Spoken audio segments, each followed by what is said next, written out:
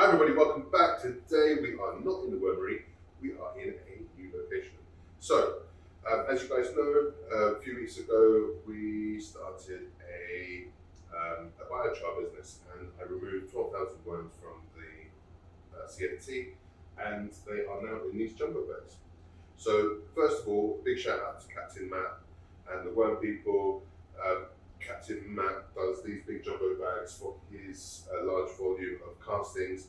I stole his formula, his setup, everything. As you can see, I've got two big 1 ton bags here, sitting on a big pallet with some poles up, and these guys have just been zip tied to these 2x4s. And inside, we are adding 5 gallons of bedding twice a week on Mondays and Thursdays with some moisture and some food. So if you want to see how that's going on, we're going to cut to that in a second. What have we found so far? Well, it actually feels like it's taking longer to set up longer to fill than I expected. So the idea of why I started 2 bags at the same time is because we're going to need a lot of worm castings in a very short space of time for us to be able to meet the requirements of inoculating our biochar. So I've got 2 bags. The idea is that I will fill 1 bag halfway, stop, bait the worms out. In the meantime, this will continue to be filled up and I'll start a 3rd bag while we're baiting all these worms, just so that we can have access to the castings in this bag until this one fills, and then we just have a continuous rotation of just making tons and tons of worm castings. So my process really is quite simple. All I'm doing is I am adding a 5-gallon bucket of bedding, adding some worm chow. Oh, here we go. This is pre-made. And I think you guys have seen this before. If you haven't, I'll put the link up here. And I'm just giving it some water. We're using the back end of a brush with a piece of plastic over it to level it out. And that is it. They are literally taking, it's taking maybe 4 or 5 minutes twice a week, and the guys are watering and feeding them daily. So every day they're getting a handful of worm chow. Sorry, my brain is dead today. And then with some water.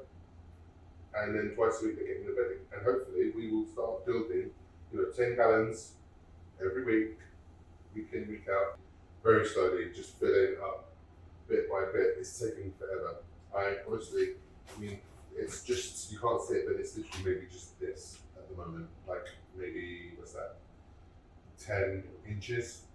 It's not much. Maybe 12 inches.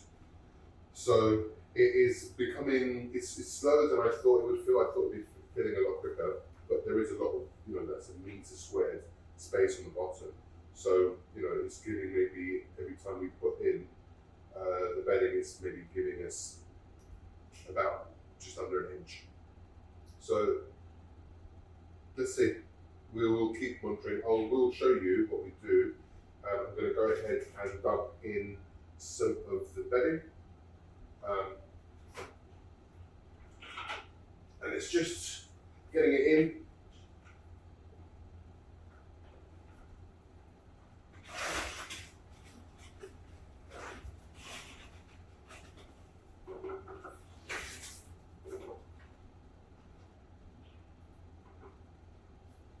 So there is quite good moisture in there already.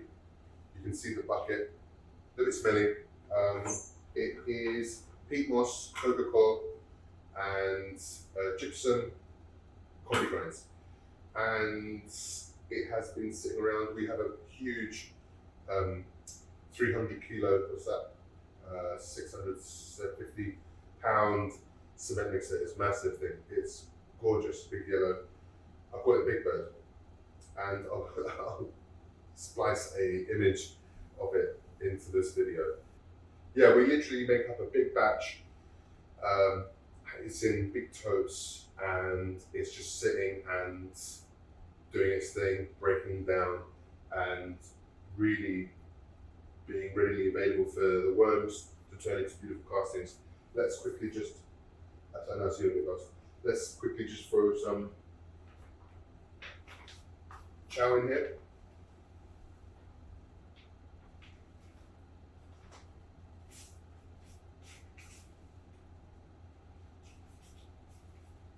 That's 2 handfuls.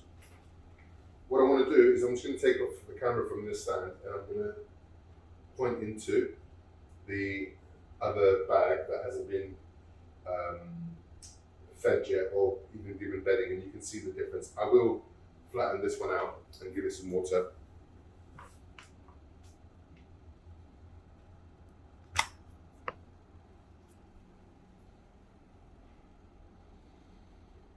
So this is the one we just did.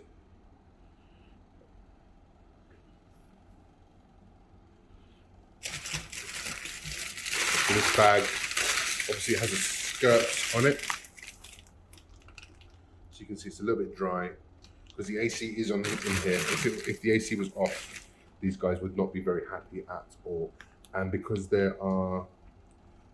a lot of coffee grinds in this bedding, I don't want them to overheat, even though it's only creating an inch layer on top. As we continue to put, I don't want them to get hot or for it to start composting, because I'd be very, very upset. And it's too deep for me to reach in, as you can see.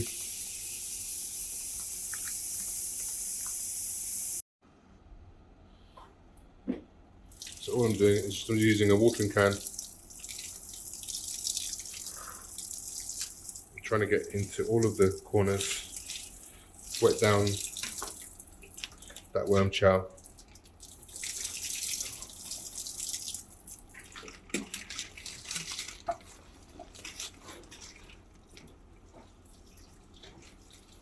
There we go.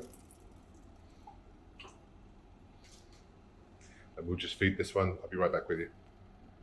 So there we have it. That's it. 2 buckets, a few handfuls, little sprinkle, little level. What was your uncle? And yeah, literally 2-minute job. This has definitely got to be the easiest way of producing large scale compost, vermicompost, because it's minimal effort. They just keep migrating up as you add more bedding. You just need to make sure that you have enough bedding prepared in advance. So I got quite lucky. I ordered, I think, around almost 1,000 litres of peat moss. I ordered about 100 kilos, 20 pounds of dried, compacted cocoa, and obviously I have access to a crap ton of coffee grinds.